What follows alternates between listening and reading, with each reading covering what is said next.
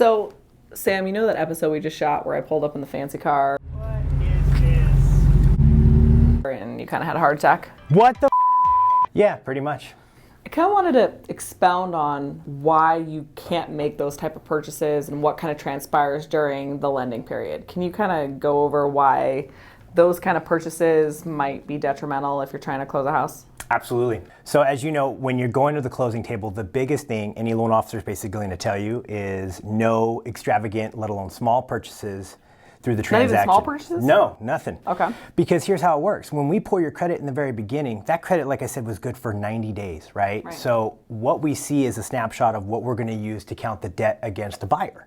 Okay. So, and you calculate the debt the buyer currently has versus what they can absorb on their home loan. And so if you add anything extra to that, it changes those ratios. Correct, which is why we're very strict on, hey, don't go out and pull up more debt, because if you're at the top end of your buying spectrum and you pull up in this crazy looking car, or even a car in general, that could kill your debt ratio. But you know, people think that they get there, it's closing day. I mean, they're closing at 3 or they got the car at 3 and they're closing at 5. How is that going to affect? Do people really pull their credit last minute? Well, believe it or not, that's exactly what we do. All your banks, the two biggest things that they will do is they'll do a verification of employment last minute to make sure that the borrower didn't lose their job. Yep. Okay. And then the second piece, it's called a credit refresh. It's where they make sure that all the debt is still exactly where it was when we started the process. Because obviously these banks don't want to lend if you're a risky, buyer. A risky buyer, so to speak, or most of the time they'll do it too just to see if they're doing anything else with their credit, like buying another house or anything like that. Believe it or not, I've had that where they're trying to do 2 loans at once.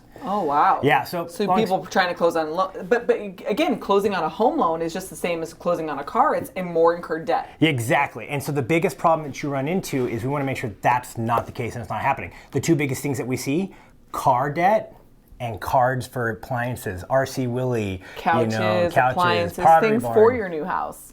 Bingo. So the moral of the story is when you're in a home loan situation, you really want to make sure that you're staying true to the initial debts that you put on your application. Because if you don't and they run those numbers, you could run the risk of not closing. Right? Exactly. End up living in your car because you bought that brand new car. I mean, it'd be a pretty car to live in. Yeah, but I don't think it's roomy.